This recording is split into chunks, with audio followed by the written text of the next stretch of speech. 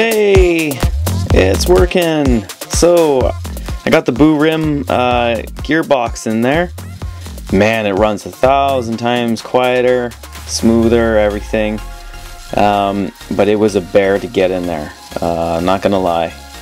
I haven't even really ran it up yet. I need to take it for a spin. I just noticed it's getting faster and faster as I run it. So first thing I did was I pulled it all apart, took the original gear out of it and shaft, and I put in the rim. I had to take the shaft apart on this, cut it all down, make it Sn3 narrow. So that took a little bit of work. And then the big part of it was taking this plate on the bottom and carefully shaving it. You can see how thin it is there because it's got to go around the gearbox. I didn't want to do a small piece here and a small piece here. So you can see it's very, very thin when it goes around the gearbox. So I managed to cut all that down. Then also I had the strips of wire that went along from here as the brake rig, going to the brake rigging.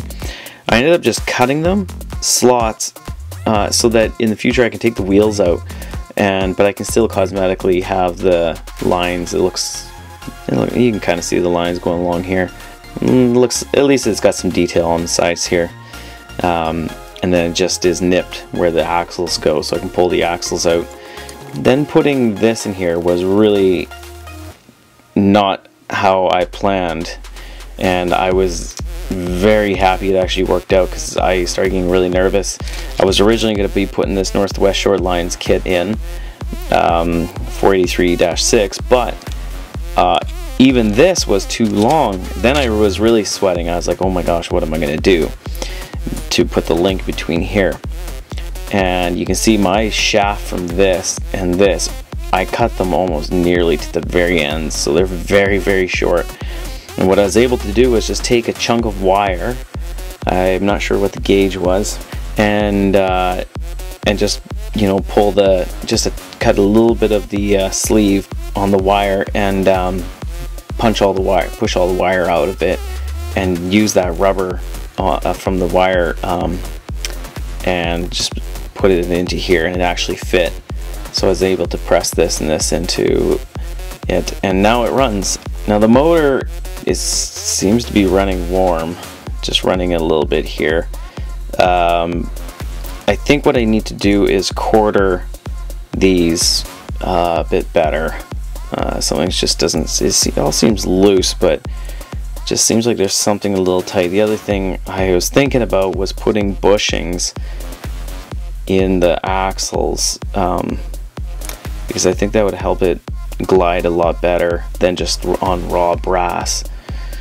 That'd be another project for later, but I think if I do that, I got to get one of the Northwest Short Lines quartering tools just to make sure that these are perfectly quartered. And if I'm going to do that, I might pull them all apart and then put sleeves in there as well, some bushings. Something I would do differently is this plate along here. I think I would rather next time not narrow the plate so much and put it on top of the chassis, and then just putting some, you know, bushings in there, because this gets awfully thin in here. But overall, I'm very happy how it turned out. I'm very thankful it did turn out. I got a little nervous there, but it seems to be working. And yeah, gonna move on. Here's the original stuff, and even this gear, you can see it was getting pretty worn, so it's better to change it now.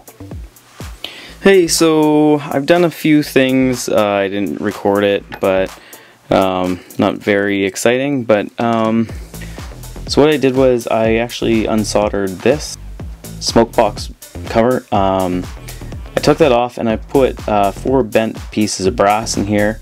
That way I can take this in and out, because I realized I might want to wire it and do other things, so I made that. I might need to shave down a couple little spots so it notches in and out where the mount for the headlight goes on, but it's a very nice snug press into here.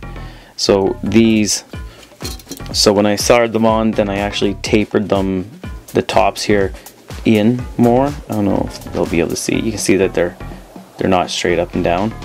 And the reason I did that is so that they press more closely to the end of the plate here, rather than at the tips here. That just stabilizes it from any rocking if it's closer there rather than being on the tips. So I did that. I also mounted in the weight here, so I had to punch a hole here. This kind of cracked a little bit, so I had to resolder that and then put a hole through the weight here and the weight inside, and then there's a screw in here.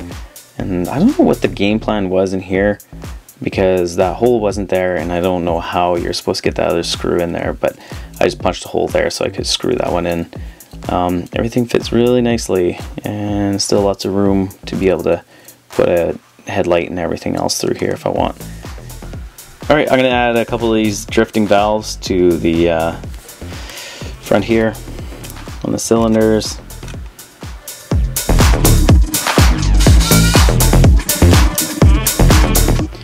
So both of these valve parts here, they were just soldered on the tip on the outsides, but no other solder anywhere else, and they just both came off. So I re-tinned them, and we're gonna remount them. But I'm gonna put these little valves, the drifting valves, back. I'm gonna put them in first, and then I'm gonna just weld them down with my American Beauty, and then they'll be down forever.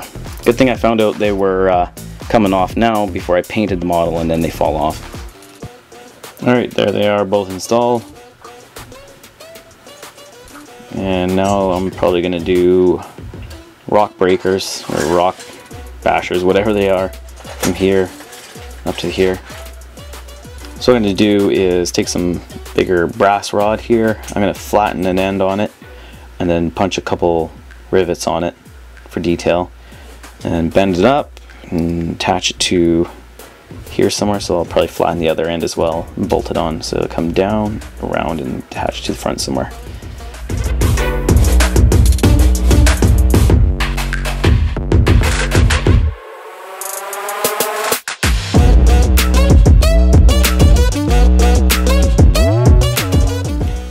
Okay, there's both of them. They look really awesome. And now I'm going to put the rivets on them, or the bolts. I'm going to use Northwest Shortline's Sensa press, and I have some different bolt or nuts sizes, so I'll try a few. Alright, so I did a little press and tried some different ones. I think this is pretty good. I like that. So I'm going to do them now. This was just test piece press.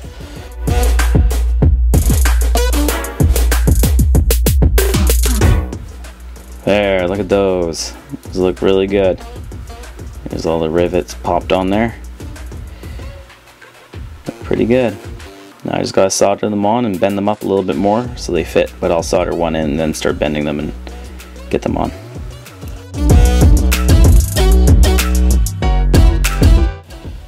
Well, this is absolutely horrible. There's the first one on. Looks really great. I went to put the second one on, and I thought I riveted funny, and I was like, oh, maybe not. But I put the rivets on the wrong side on one of the ends. And this is the one that I thought I did even better on with the rivets. So the top is done, but the bottom here, the rivets are actually on the other side. I gotta make a new one. Well, there they are, finished, finally. Rock deflectors, that's what they're called. I couldn't remember the name before. But there it is, finished. Turned out really nice. You can see the little tiny bolts there now.